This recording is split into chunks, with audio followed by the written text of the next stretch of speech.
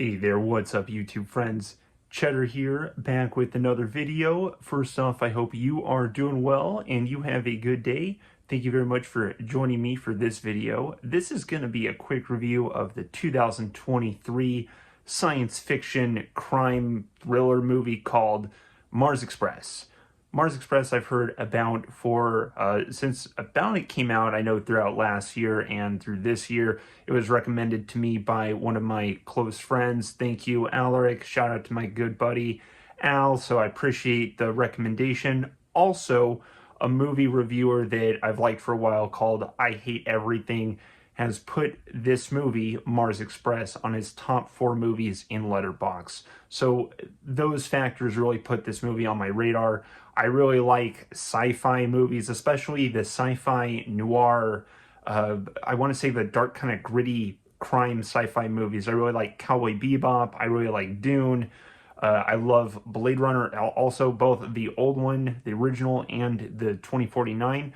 So I was hoping for more of those type of movies, and I should have watched this movie sooner because this is a good movie. I do recommend watching Mars Express just to, no spoilers, pull the band-aid off. I would score it about a B plus to an A minus. I did really like the movie. I don't know if I loved the movie, but I did really like it.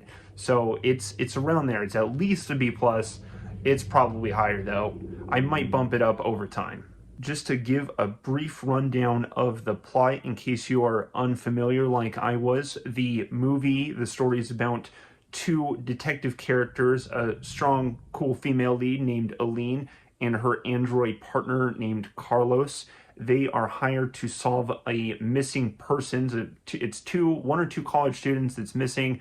The team is hired to go find these missing students and on Mars, and that is where the story of crime unfolds, and you get to see kind of the cool underground crime world that is on Mars. And I really like the world in this movie. Again, I'm in no spoilers right now, but the world in this is really cool. This seems to happen a lot for me with sci-fi movies like Blade Runner and Dune. I always seem to just get really sucked into the sci-fi worlds, and this one it's interesting. It kind of reminds me of Futurama or Cowboy Bebop, where it is kind of, it's space and it seems regulated, but it's also a little haywire too. So I did really like the world in Mars Express. And yeah, again, if you're a fan of any of these sci-fi movies that I mentioned earlier, Cowboy Bebop, Dune, Blade Runner, I would even go as far as to say if you're a fan of the Star Wars movies.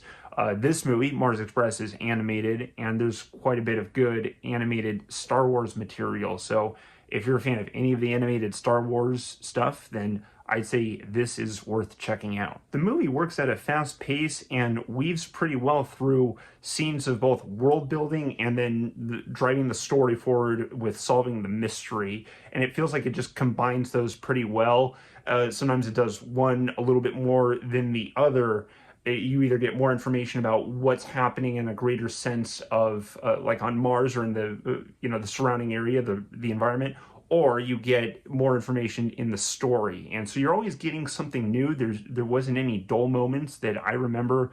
I didn't see any stuck out flaws for the movie that really stuck out with me. There was nothing that bothered me in the movie. So it's hard to tell what exactly would make me like the movie more. I think if perhaps some of the surrounding characters, like the side characters and antagonistic characters, if they were stronger, I may like the movie more.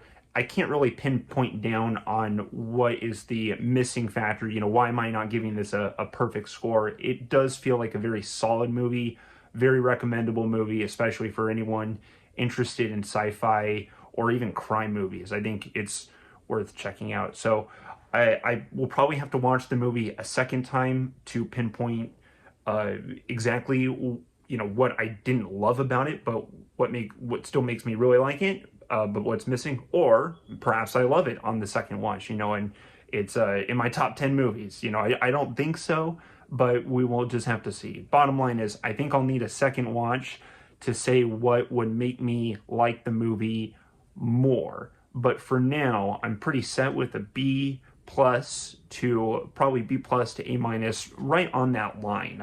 I want to give it an A, but at the same time, I usually give an A to movies that I love. So if they don't cross that threshold, I put them at a B plus. So for now, this will be at a B plus. I would expect it to go up or stay at the same spot. But that's what I thought of the movie. No spoiler area so far. Let me know if you've seen this movie and what you thought of it. And if not, go check it out. I will go into a spoiler talk right now because there is just a little bit of spoilers I want to talk about. So stay tuned for that if you are okay for spoiler discussions. If not, thank you so much for listening, and I'll see you in the next video. Goodbye. Spoiler cat, spoiler cat. Watch out for the spoiler cat. Let's go, spoiler cat, spoiler cat. Here come the spoilers. Okay, well, now we're in the spoiler talk for Mars Express, and I can talk about my favorite part of the movie because I didn't have a lot of favorite scenes in this movie, but there's particularly one scene that really hit me hard. It just stuck out to me that I loved, and I'm going to remember this movie probably for this scene. And I keep thinking about it. And it's the scene towards the end of the movie after, again, spoiler warning, after Aline has been unfortunately killed, and Carlos, her android partner, is just distraught about this. He kills some more people, or one other person, leaves the complex. He's sitting by some rocks, and he thinks he sees Aline walking towards him, but he realizes that it's just a hallucination, and he starts crying, and Carlos has he has a hologram face, so he's crying hologram tears, and he goes to wipe his hologram tears, and you just see him mess up the hologram screen, and it's so heartbreaking because it was like next level sadness. There's the famous short story, I Have No Mouth, But I Must Scream. And this scene just reminded me of that, but about sadness rather than terror and pain, right? Like this guy, he's crying, but he can't do anything to wipe away his tears. But he's like a robot that feels sadness, but because he's a robot, he can't feel anything. Like he can't do it. Like he can't help his feelings. He can't eat food to go feel better. And it's so. I guess I hadn't thought about that perspective before. So it was kind of eye-opening from a new perspective, and that's what I really thought was the coolest part about the movie that I'm really going to remember is that the crying android that can't stop his tears. It was incredibly sad. This movie, my favorite movie of all time, is No Country for Old Men, and to me this felt like basically like the sci-fi version, the sci-fi animated version of No Country for Old Men. There's no clean getaways. No one has a happy ending. Kind of everybody loses. Everything, like the villain loses, the good guys lose. Everything just sucks. So it's just kind of, Melancholy, the movie, another iteration of that. So, but this was, again, the crying scene is just such an interesting depiction of that. I mean, still continuing kind of the same conversation, in the Pirates of the Caribbean movie, the first one, Curse of the Black Pearl, Captain Barbossa, when it's revealed that he's a skeleton, there's part of it that he's describing the experience it was always haunting and interesting, how he's describing how he doesn't feel anything, he can't taste anything, he doesn't feel any warmth because, he's a walking zombie, so he has immortality, but he doesn't feel anything. So it's just emptiness. And this situation with Carlos is kind of the opposite of that, right? Like Carlos has a body of no feeling, but he himself feels something, and he can't do anything about that.